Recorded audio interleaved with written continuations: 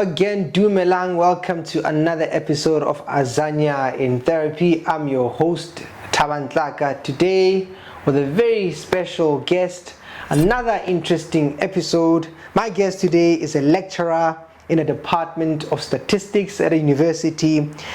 She lectures students from different walks of life. A woman who likes taking the theoretical and making it very practical. I'm very excited to have a conversation with her, and I'm glad that you'll be joining us today. Please welcome my guest today, Dr. Brenda Otieno Mac'Oduol. Hi, how are you? Hi Thabang. I am awesome. How are you doing today? I'm alright. I was thinking, am I going to get this in right? Did I? No, you've nailed it, man. You've nailed it. I'm so proud. If I had something, I would, under the table, I'll give it to you, be like, well done. Yeah. Well done. So I'm happy that you've come through. It's a pleasure. Last time we met, we were on some panel. Yes, we were. And not too long ago. We were talking about STEM. Yes. Science, technology, engineering, and maths. The dreaded maths. The dreaded maths, right? I was saying to you earlier before the conversation that there's STEAM. There is STEAM now, so people want to insert themselves in the STEM acronym. There's art in there. There's art in there. But maybe as statistics, right? Very interesting field. And what inspired you to go into that field? So to be very honest, I had no clue. If you asked me this when I was fresh out of high school, anything to do with statistics, what is it about? As any grade 11, grade 12 student who's currently right now studying, hoping to come, I had zero clue. I didn't know what it meant. I didn't know what you could do with it. I didn't have the exposure coming from high school in terms of this is an optional field you can go into. So when I was done with my schooling, because I come from Kenya, we have the O-level system. It's a derivative of the British system. So having finished that, my mom was very intent on sending me away because we take a year and a half before you join varsity. Really? And what do you do in that break? So that's the thing. A lot of people do computer courses. They will do accounting, these short diploma certificate things just to, occupy their time. Is it something that everybody does, or most people that do? Are there people who leave high school straight into university, or you take that gap year? So the way it's worked in the past is the public universities are the ones that have that gap year of about a year and a half. Okay. So they start the following year, sort of around September. So it ends up being a year and a half. I see. But if you're going into your private universities, then obviously that's different because I can finish now, apply, and then start in January, for example. I see. So for the majority who require aid, who require scholarships, bursaries, they're funded specifically for the public universities. So you do have to wait. Okay. There's it's unfortunate in that way. So it feels like you're wasting time. I see. And not everyone has the finances to be taking those computer courses and accounting things to fill up their time. So you just sit idle. Yeah, and you were saying, so because you're explaining how you got into this, right? So you leave high school, you've got this here, you're thinking about what you're going to do, and then what happens? So I'm thinking I'm coming here to be a cardiologist because I knew from the get-go it's medicine or engineering, the typical things that you are aware of. Yeah, because when you're doing well in school as a learner, they say, you're gonna go into medicine. Oh yeah, for sure. Engineer. Top students. It's so that's what you were thinking. I'm doing medicine, I'm doing engineering, cardiologist for you. Cardiologist specifically, because at that time I felt like I had this thing where I thought I was a cold person. So I was like, the heart, I want to get into the heart. I don't know why. I was just obsessed.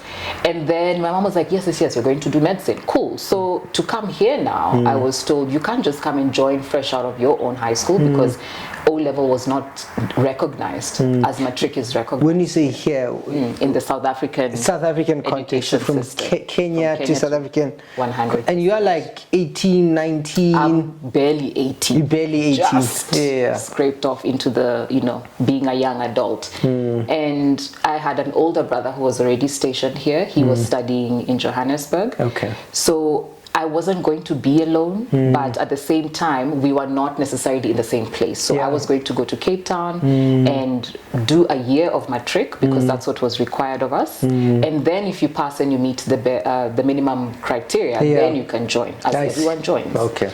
So I came strong. I'm doing medicine. I mean, you have the grades, you're good to go, everything is in order. And then I stumble into this matric year.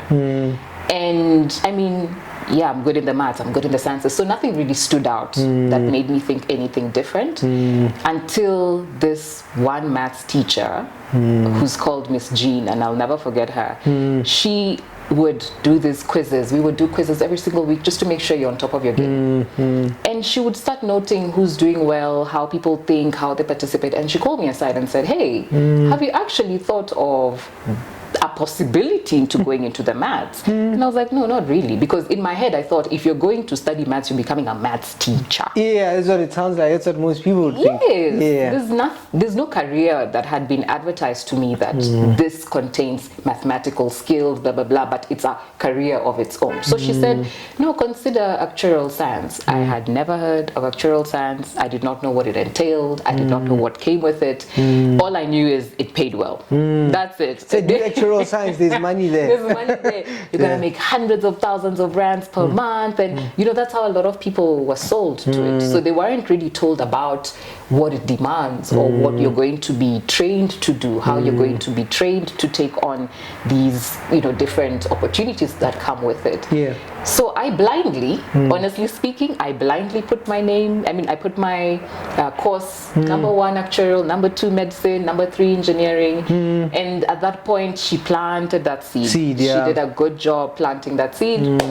And my mom knows we're doing medicine. So I've kept my mouth shut. I'm not saying anything. I'm not going to let her down. But something must have grabbed your attention to put it on top. You know, maybe it was the fact that she didn't let that go.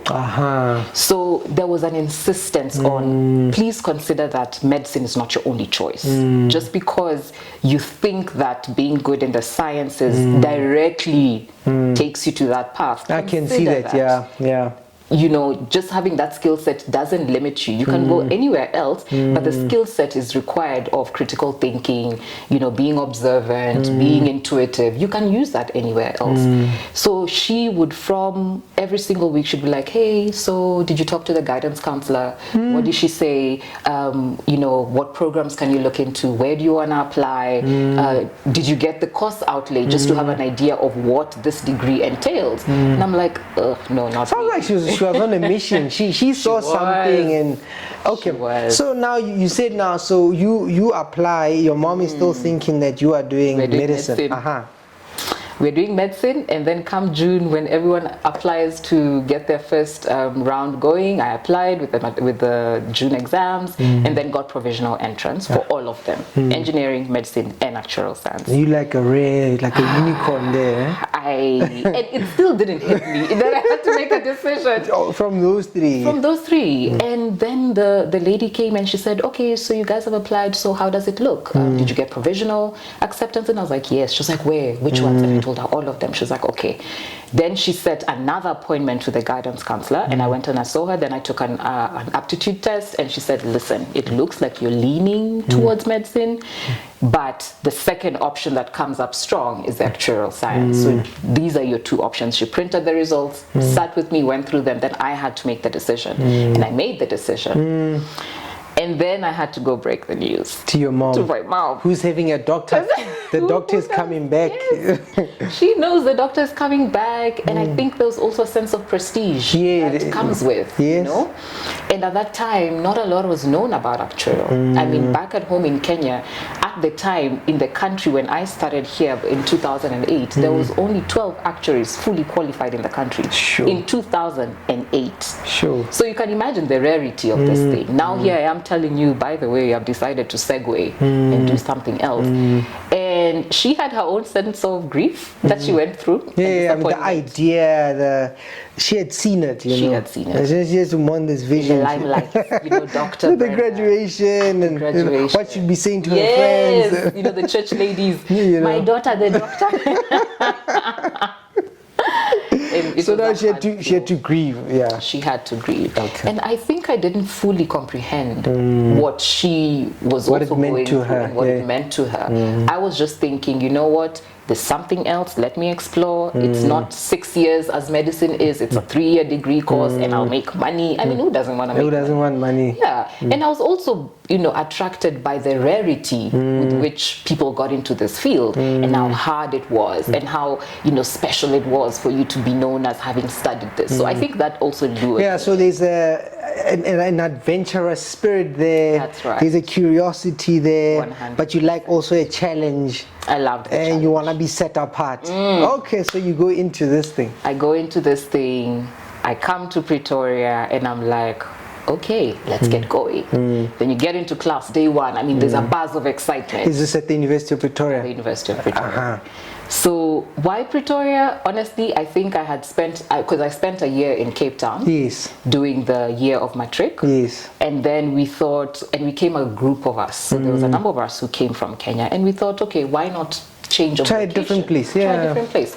So we ended up coming to Pretoria. A lot of us, Pretoria or Wits. Some of them went to Wits. And those of us who were in Pretoria, others studied in medicine. Some did engineering. I was the only one who ended up in the actuarial class.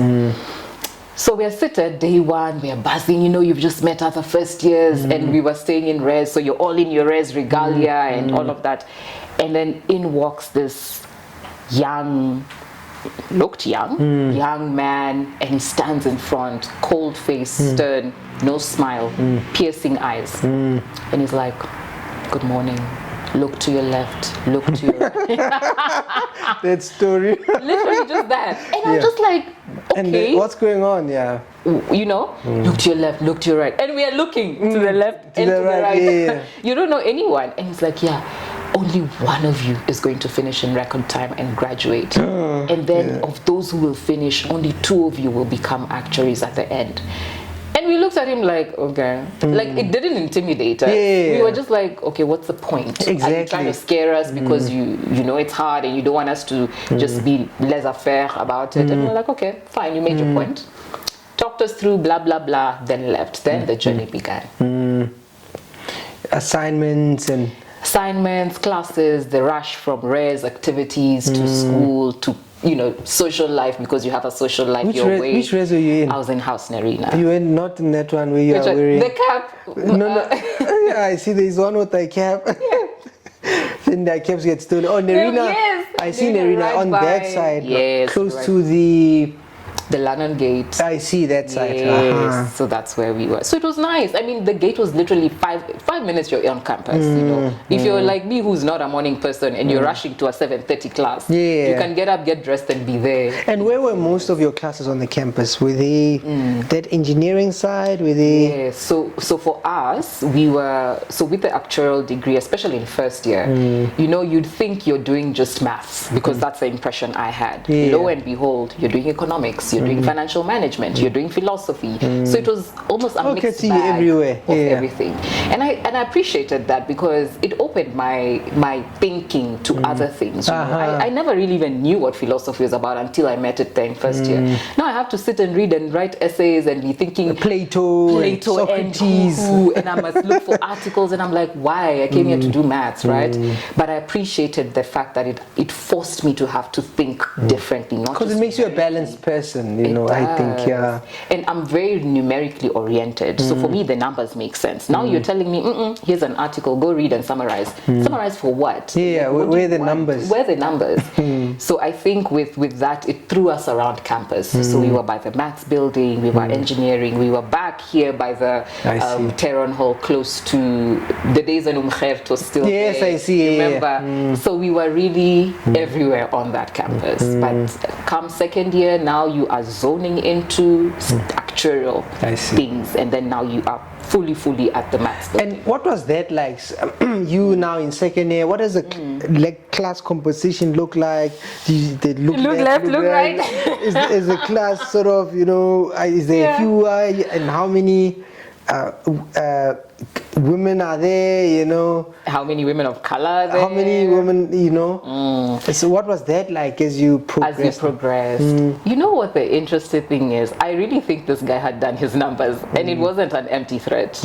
Because after first year, you know, you still come with the high of, I'm smart, I can handle this. There's that energy, and there's that challenge you're taking on. So yes, you get knocked down, but it's not as bad. Yeah. The transition into second year was horrendous, because now the workload has doubled, almost literally doubled. Now you're focusing just on the mathematical things, and all these philosophies and economics you've left them behind, because they, as you said, they help to balance you out. Now you're just you're specializing now. Specializing. So I think a lot of people who maybe didn't come in with a refined skill set of realizing, okay, I need to think critically, I need to be hands-on, I need to be an independent learner, they fell off after first year. So we started off around 300 of us.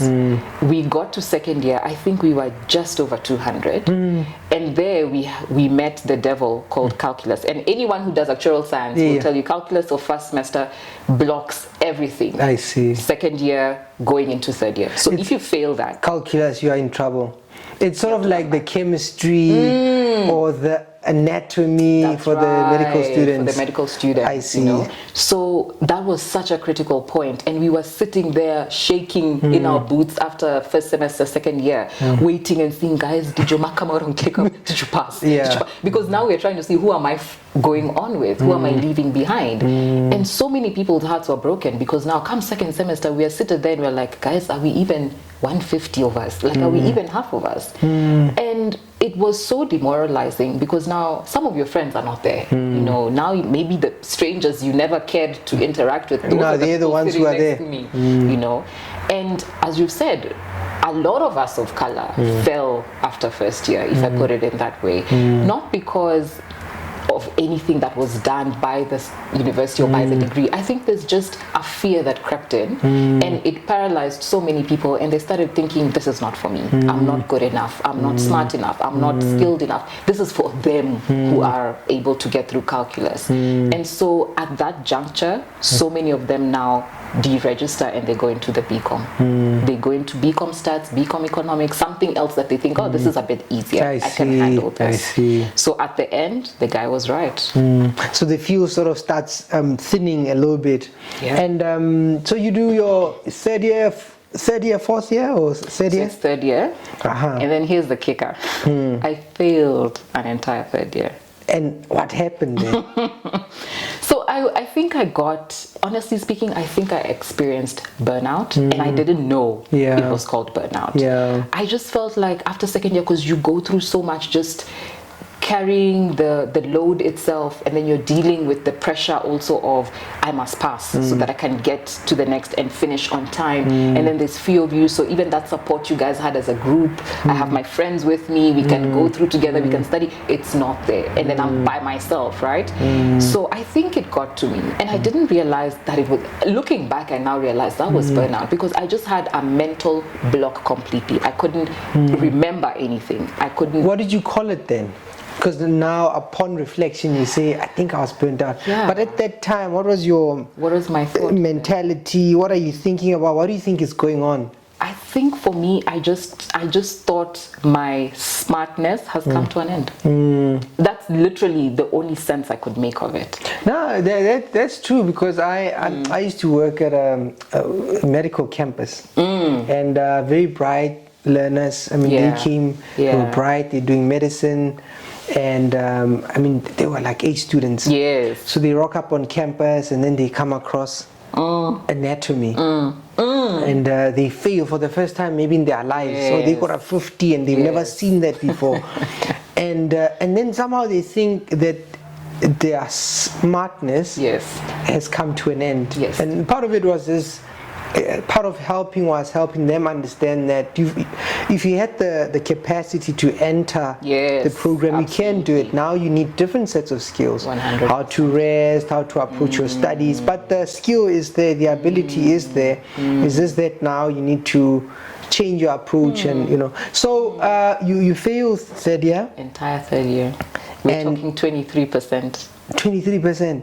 This is from a distinction person to Does it break you? How do you come out of it? What do you say? What happens? How does your family respond? Oh my gosh, it was so. We get into third year, and I'm like, okay, I know this is the finale, you know, and we've still hang on. We've made it barely with the group, but we're not getting the marks we were seeing before. We are now settling for 60s and 50s. So long as you, so long as you are passing, yeah. It's from an A to let's just pass. Let's just pass, you know, at this point. And you're still holding on to that thing of, okay, I will still get a degree in natural science. I'm still okay. Like, people are asking me, what are you studying? Are you still studying? And I'm like, yes. So to them, I'm creating the impression of everything is still fine. We are on track. We get to third year, and then we meet now some really hectic maths modules, right? There's one specific one, and it's called Real Analysis 310. And that I've never, to this day, real analysis. Real analysis. When you talk about the hypothetical mathematical situations where they tell you, prove that 0 to the power of 0 is 1 or something, like some random It sounds like fact, a different language. Right? And I could never comprehend how to wrap my mind around this. I think that's when I appreciated people who go into your pure maths and they really, you know, your Einsteins, those who really go deep into all those things that they do. Because then I saw that there's a switch. Some people had that switch go off. Some of us, the switch did not go off. I see. And then we now saw the distinction of, okay, these ones get it, these ones don't. I see. And it happened also with them, you know, the roles changed with other modules. But for me, I think when I started realizing, okay, why am I not getting this as I used to get other things? Why is this one difficult? That module broke me. And I think that's where I started doubting every single other one. So it's not like they were hard or anything, but I think I was so fixated in understanding why am I not getting this that I started closing up to the rest or grasping the rest, right? And then when I failed that one, that's the one I got 23%. When I failed that, it just, that's when the shutdown happened. I couldn't comprehend. I was literally seeing, I'm reading something, but I'm just seeing jumbled words. I can't make sense of anything. I can't remember anything, so I stopped going to class. I stopped participating in anything. I would barely submit anything on time.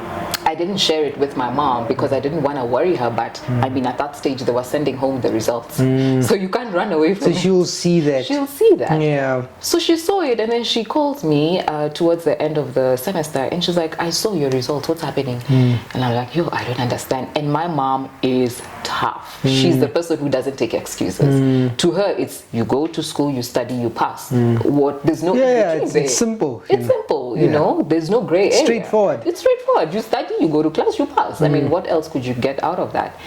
And when I now had to come to a point, to add on, I'd also received a letter of dismissal from the university at that point. Are they saying that did you fail a few things, or? I failed everything. Oh, so now they're saying, now they're just like, we're going if you don't pick exclude you. We're going to exclude you because your average is below 50.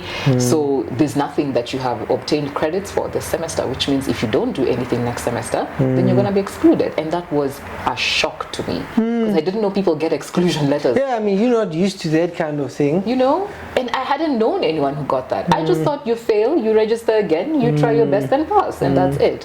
So when she got that and she got the result and she's like, okay, so what's happening? Tell me. And she's angry, she's livid because she's thinking, I'm sponsoring you. I didn't have a bursary or any other funding. She was paying for everything. And as an international SADC, an international student coming outside of SADC, we were paying double school fees. Double school fees, double accommodation as well, or no, just the school accommodation fees? was just same. And you have to pay it in advance. Yes. You have to pay it by April. So now you're imagining this person is struggling to make sure everything is on top. You know, you're still getting money for books and all of that. So there was that anger that she carried of, you're letting me down. And what's her background? How is she affording to pay for you double? Oh, let's just say the lady made smart decisions. So it's in the genes, isn't she? I think, you know, my mom she's a firstborn of 10, and she had to educate her siblings as well, and some of their children as well. So I think I will say God has been gracious in that He he gave her the discipline and the fortitude to really push through and get to the level where she can take care of her own, because she only raised us. We did not have a father figure, so there was that onus on her to say, I cannot let my kids down. She had to make it work. She had to make it work. And how many were you? So we were 3 of us. Okay. So I had an older brother and a younger brother, but unfortunately they're both late. So now it's just me and her. I see. Okay, so she's calling and she's calling and threatening. Like, hey, this is very just why are you missing class? Why are you not? What's happening? You know, and at that point I don't have an answer. Because I don't know how to tell her. I feel like my mind has shut off. I feel like words make no sense to me. I feel like I can't retain anything. And it's not like I had gone through a traumatic breakup or anything that really rattled me. So nothing obvious seems, nothing apparent, you know. But it makes sense psychologically, because you've taken a hit and you are I'm trying to regroup, you know, trying to think, to make sense of what has happened, you know. Yes. So you are struggling in that time. I'm struggling. So how do you get around this thing? So I ended up still failing second semester. Second or third? Now third year, second semester. Oh, so remember after the threat of first semester, I now thought, okay, let me try. So second semester I decided, all right, we have 5 things we need to do, 5 modules to register. I was like, let me see where I can do something. I only ended up passing 2. Got home, my mother almost took the life away that she gave me, because she was just like, no, you need to pick up whatever is happening. And then an emotional hit now came. My older brother passed away end of that year. Whilst he was here, or he was here. So now I'm home, it's December holidays, and I'm under lock and key, because she's like, you need to study because you're repeating these modules next year. So you need to study, you have the notes already, you need to get ahead. Get on with the program. Yeah. Get with the program. And I was on a program. And she was like, no, come next year, things must be on point, right? And then now December, that's when we lose him. And now that weight added on top of the pressure of, oh my goodness, I need to regroup and figure it out. So now we come to the new year. I'm like, okay, this is what didn't happen. This is what needs to happen. And whatever unlocked. And then the semester went well. First one, okay. Second semester, even better. Then I got the degree that I came here for. Wow. So it was such a non-linear journey. But I imagine there are things you learned about yourself when you think of that period. And what would you say is one of the lessons you took from then? Because I'm imagining you as a learner, and I'm imagining you are doing well. You are doing well your entire life. Yes. Until third year. Yes. And this is something you are not used to. Yes. So I'm curious about the lessons then. You know, they say we learn a lot from failure or missing the mark as opposed to the successes that we have. One, I learned what failure felt like, because as you've said, I had never failed until You're like, I don't want that again. I was just like, I don't want that. I don't want that feeling. I don't want to be looked at like somebody who can't get it, you know? And there's that stigma of, even just from the background that I came from, because my father was a professor of finance back in Kenya. So you should be getting it. There's no excuse, Thabang, you know? So I think just feeling, one, I felt like, okay, if I perform well, then I'll receive love and adoration and recognition, and people will esteem me a certain way. Only to realize that, okay, now you failed, so there is that fear of, are people going to still take me in and look at me okay, even though I didn't meet their expectation. So I had to unlearn that my image didn't necessarily come from the fact that I did well. Maybe that's how I assumed it did.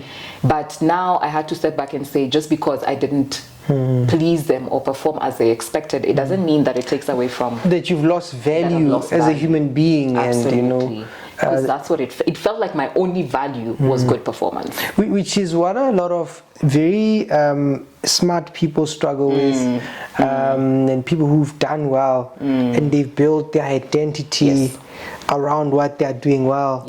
And once that doesn't work, or it's challenged, they struggle to define themselves outside of that. So you took that lesson from there. That was one of the biggest ones that I took. But I also learned to be compassionate to people who have gone through or are going through that, in the sense of you thought you were one way and then something happens and it completely shifts, the trajectory of your journey. Now what do you do? So I feel like for me, I had put myself on some sort of high horse because I just thought you go to class, you study, you'll be fine, right?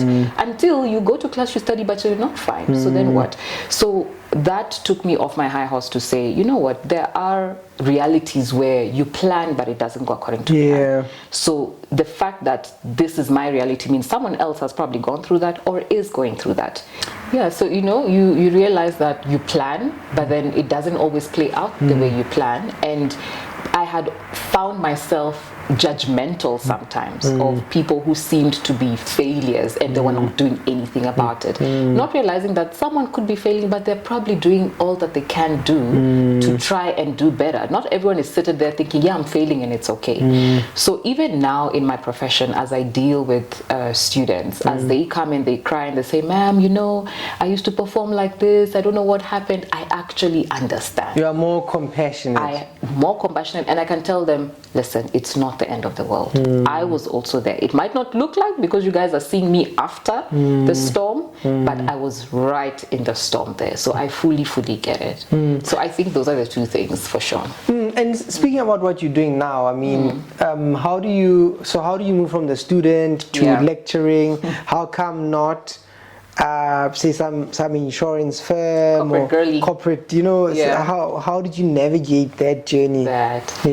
So I came from a home where a bachelor degree is not enough. So postgrad was always in the works. And after the repetition of my third year, I got the marks that would at least allow me to join an honors degree. And at that point I realized, actuarial science is not for me because of I think the limitation with which I felt the field came in terms of the skill set you are being groomed to have. But at the same time, as you're doing actuarial modules, you're also doing statistics modules because they go hand in hand. So I fell in love with statistics and I thought statistics is a numbers game. It's how do you take the numbers that float around in the world that we live in, make sense to a person, and then you give them information that it can equip them for the day-to-day living, because we hear all these percentages and proportions and stuff, and they don't what do they mean? What do they mean? I didn't study math, So I fell in love with that way of thinking and the fact that you can use it anywhere. It made sense in the practicality of your day-to-day. So I thought, wow, let's pursue this. And I got into honors, did my honors, finished, thought, I'm not ready for the corporate world, let's do a master's, did the master's. And while I was busy with my master's, I was not working at all. I'm in bed around 6 a.m. Then I get a mysterious call, private number. And I'm looking and I'm thinking, I don't know if I'm gonna pick this because maybe it's a scam. I pick and then I'm like, hello, with a very stern voice. And it's like, hi Brenda, how are you? And I'm like, I'm okay, who's this? And they're like, oh, this is the head of department at the Department of Statistics. And I'm like, okay, did I do something wrong? Did I fail? Did I copy? Did someone steal my work? Am I in trouble? Am I in trouble? Because that's the first thing you think. You can imagine being why are you calling me office. so early? Me of all people, So she's like, hi, so I would like to have a conversation with you. Please let me know if you're available tomorrow. And I'm like, okay, yeah, I'm available. I can come. So I get to her office, I'm shaking because I've never met this woman. She's taught me before, but I've never spoken to her. And you're not even sure what this is about. Yes. So I'm wondering, why are you singling me out? What could I have done that required a private meeting? This must be serious. It must be very serious. And I am just like, I don't want to get in no one's... I just want to finish my degree and go at this point. Not bother anybody. No, I want to be in my little corner unknown because I was the type of person who just sit in the back. I don't want to participate. Just do your numbers and done. So what did she say? So she's like, okay, welcome, come in. She's like, do you want some tea? I'm like, no, I'm fine, thanks. And I'm just sitting quiet, looking down. I'm not even making eye contact. So she's like, so I am the head of department and I thought to call you in today because I have a request to put before you. And I'm like, okay. And she's like, so we have one of the young lecturers who's just left. She's gone to the US. She got an opportunity to work at Disney World as a statistician. So there's an opening and I thought you'd be the best one. And I'm just like, since when? Yeah. Like, you don't know me from above, so. And I'm like, okay. And she's like, yeah, I mean, your marks look good. So I screened and I saw and I thought, why not you? And I'm just like, okay. And she's like, yeah, so you can start next week. Here's a contract. The administrator will process everything for you. She's not wasting time. She is not wasting time. She's like, just give me a copy of your passport, all of these things, and then we will sort it out and you can start next week. And you'll be orientated with everything. I have never stood in front of a class. I don't know what it's like to stand on the other side of the table because I'm used to sitting and receiving. Now you're telling me I need to go and stand in front of students and tell them what? I don't even know if I know what I should be doing. And you are in your master's year now. And I'm in my first year of master's. Yeah, so now the job required that you have to lecture. That's right. Mark scripts. Everything. Prepare the whole thing. Consult, encourage, because you must also encourage them. And I'm just thinking, I have zero training. I have never even done like a private tutoring session with someone just to help them out. I have never. It's like throwing you in the deep end. This was not even this is in the ocean with the sharks. Now I must figure it out, you know. And I wondered, and to date I still wonder, and I always ask her, because we're still in communication, I always ask her, what did you see? Because you could have called anyone. You could have asked anyone. Surely I'm not the only master student in that class. And she was insistent. She was like, no, it has to be you. And I was like, okay. So I left her office. She didn't even tell me, oh, this is what you'll be teaching.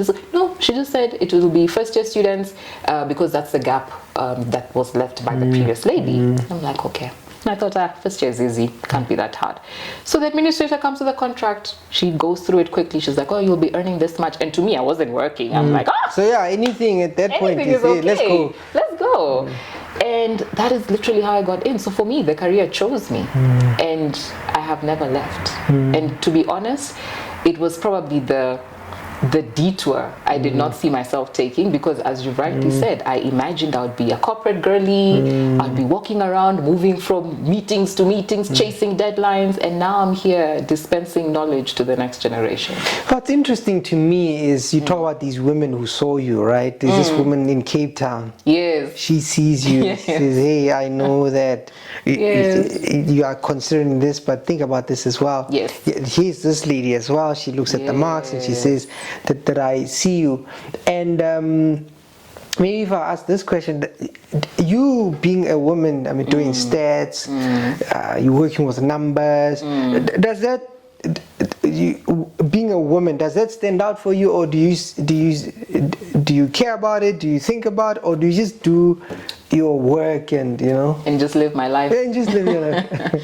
I didn't care about it as much until I got into the academic space as a lecturer. So growing up, my mom did not, because she primarily raised us, so she did not distinguish that, oh, if you're a woman, you should just have strength in this, leave the maths and the sciences. To her, it was like, you must be good at everything. So all the subjects are compulsory, which means you must be good at all the subjects, right? So I didn't feel that distinction of, maybe I mustn't go into this, I'm scared, I'm not sure, until I came and I got through even when I was doing my undergrad, it never occurred to me that maybe there's a disparity and maybe this is something that people face as a challenge. So when I got into the academic space and now I'm exposed to platforms where I'm at a conference and I'm indulging, in conversation with other people, or I'm meeting people in sessions, and that's when you realize, wow, there's actually not many of us here. That's when it hits you, because now in your training you're thinking, no, everyone has an equal opportunity. So if you're able to do it, I'm also able to do it. Yeah. So there's nothing that keeps me out of the loop. And what's the ratios looking like? Are you talking like 1 is to 23, 1 is to, like when you observe, If I observe. So I've been to a few national and international spaces, right? And I can say, within my space now of statistics, we are almost at a place of equality. Okay. And the reason I'm saying that is, coming up from being a student to now being a lecturer in the department, I could see how when I started in the department in 2014 versus where I am now almost a decade later, the number of women who've come coming through, it's making the numbers equal now. Okay. Because at first I was one of 4 women outside of 30. So it was just predominantly a male space. I see. And then now I think the more these students started seeing, oh, there's women in this, and not just older women, younger women as well. And then the girls would see people who look like them. That gave them an interest of that even it's possible. Yeah. So even those who thought I'm just okay with an undergrad were now challenged to pursue an honors degree. And after honors, they're already thinking, let me do a master's degree because I'm interested. So for us in our space, I can say we're getting to a place of parity. But the problem is, I know in other spaces there's still that distinction of 1 in 10, for example. I know the engineering space is it's still predominantly male. But for us within the maths and the stats, I can confidently say that number is almost equal. And what do you think the disparity is about? Do you think it's the system keeping women out? Do you think it's women not being interested in that? How do you make sense of that? I think for me, when you talked about someone taking interest in me, right? So had that person not taken interest, my mind would not even have gone in that direction. I would just go to medicine or whatever the case may have been. So I think it starts off with the fact that there's a sense of information that is not dispersed to people early enough that they can now start holding on to that seed and watching it grow into something that will be fruitful.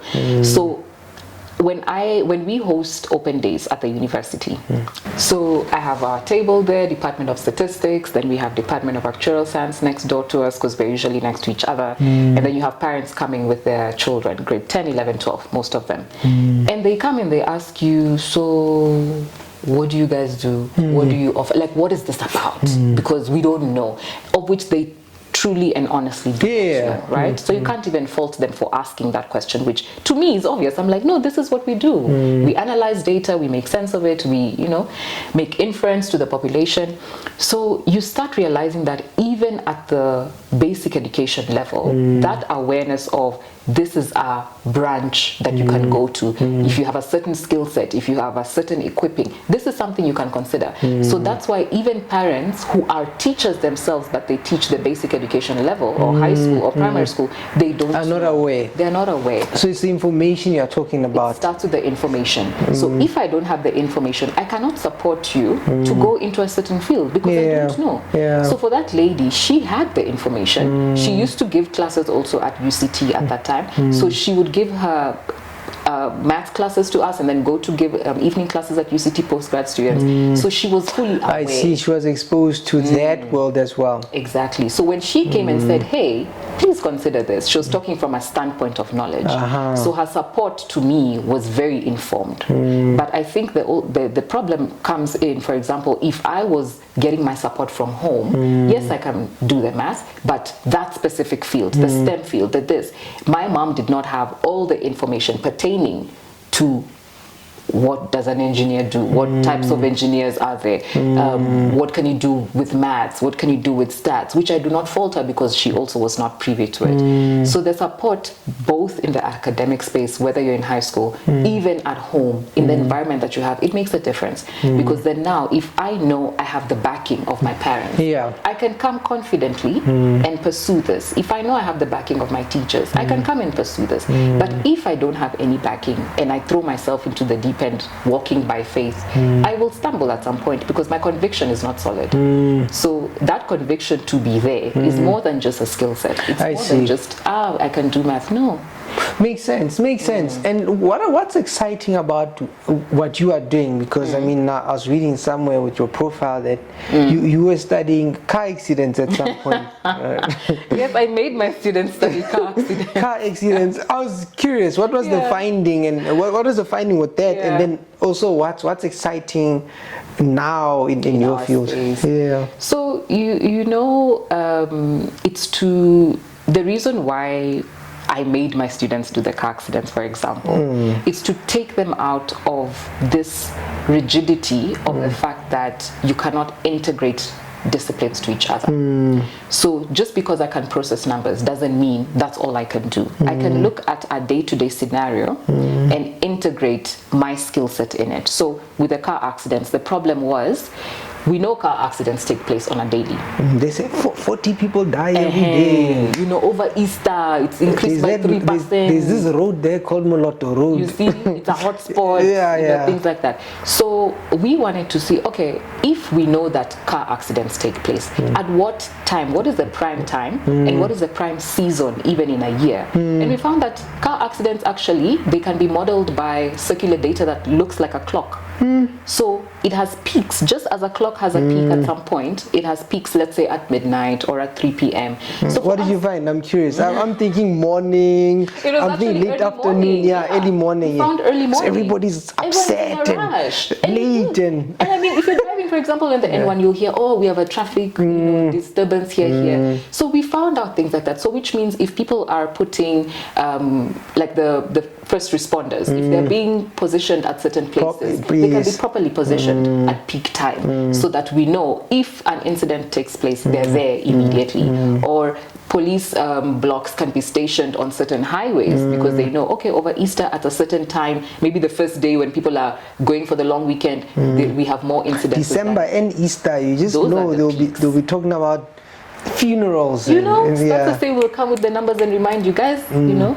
So for us, it's to integrate and show people that we have real world experiences, but the reality is they depend on us as statisticians modeling them to help you, the layman, understand what is the effect of me having this information and to plan better. So with our field right now, I mean, you've probably heard, and I'm sure 99% of the world has heard AI, machine learning. That's the buzzword. It's the hottest thing on the block, you know. All because we want to include assistive learning to students. Students feel like, I just don't want to sit and listen to somebody talk to me. I want to have it at the tips of my fingers. And even with that comes restrictions, you know, because you need to learn, how do I use this tool? Yes, it's a tool, it's been gifted to us. But the problem is, we are going into it blindly. You know, some of these AI platforms have been created with biased information. So the responses they give are biased. So now you also still must have critical thinking and observance to look at what it spits back at you and ask yourself, does this make sense? Can I use it as it is, or should I still do my own digging? Because then if I take it as it is and throw it back at you and say, no, this is the outcome, to me, who may have a little bit more information or be a little bit skilled or learned, I will look at it and be like, no, but this doesn't make sense. Why did you depend on the AI robot or platform to give you that? So we are telling students, yes, it's a tool. Use it, but use it wisely. And don't rely on it, because it depletes you also of growing some of the skills that you still need when you go out there into the corporate world or into whatever world you're in. As somebody who works with numbers, right, is there something that you found or that scared you, or I don't know, what sort of, have you ever been studying something and come across information you thought, my word, I think people should know this, or this is interesting for me, or now I'm gonna go statistics. I think, as you've said, I am a number. I see everything as numbers, right? And you know, for example, with the field of statistics, it is so diverse. It is so diverse. There is, let's say, the machine learning aspect where things like predictive text on your phone comes from that, or facial recognition on your phone, or you know, cameras and stuff like that. It comes from that. Then you have the robotic side, which we are also part of modeling in that. Then comes application, for example, to the car data sets things. Then comes, recently I was in a project where we were working with Tlaka, the charting accountant institution, to help them predict the performance of these accountants in the exams that they're going to take, that they take to qualify. So I think for me, it almost feels as though every day there's something new.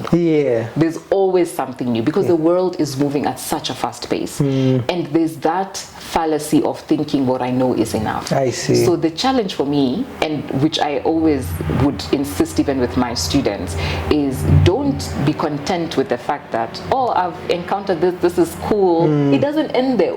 We started talking about AI. We started talking about AI a few years ago. Now it's become a whole other platform. So it almost feels like you're being left behind.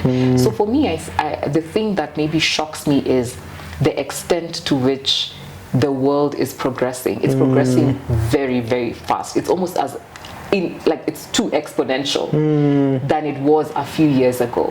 So it almost feels like information that was recent or previously current is almost irrelevant. I see. So now there's a need to keep up with that pace. And if you're now in the academic space, I'm teaching, I'm supervising, I'm mentoring, but then I must still, in my own capacity, go and look at what's happening. That balance now becomes a challenge, because you almost feel like you're going to become irrelevant.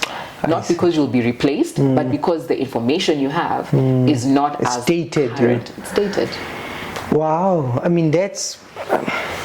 it's exciting, but it's also scary. A little, it's scary a little bit, you know. But personally, it's when I can see the difference between when I started working and now. So the people I used to see when I started working, there's a way they used to talk. But now the ones that come now, I'm like, did you do like a little bit of psychology? Then I see, it's because people are exposed to a lot of information now, and even their thinking and the language, and they read up on things. So even when they talk to you, it's like they've got a sense of what's going on. But you also get the sense that people are not keeping up with what's current, and people seem as if they're like floating or drowning in what we are experiencing now. But maybe if we, slowing down our conversation, landing our plane, right? When you look towards the future, what are you, because there were these women who saw you. Do you see yourself doing things like that, or what are you excited about when you think about your own journey with numbers and stats?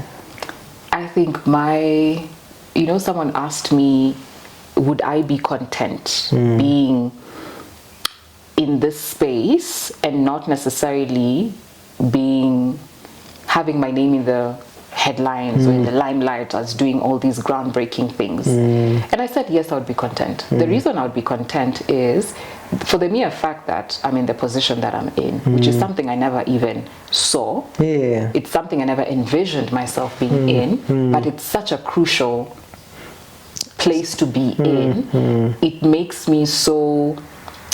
makes me almost want to never leave. Not because I can't get better or do other innovative things out there, for the mere fact that someone can come and look and say, oh man, I see myself in you. I see a version of me becoming like you.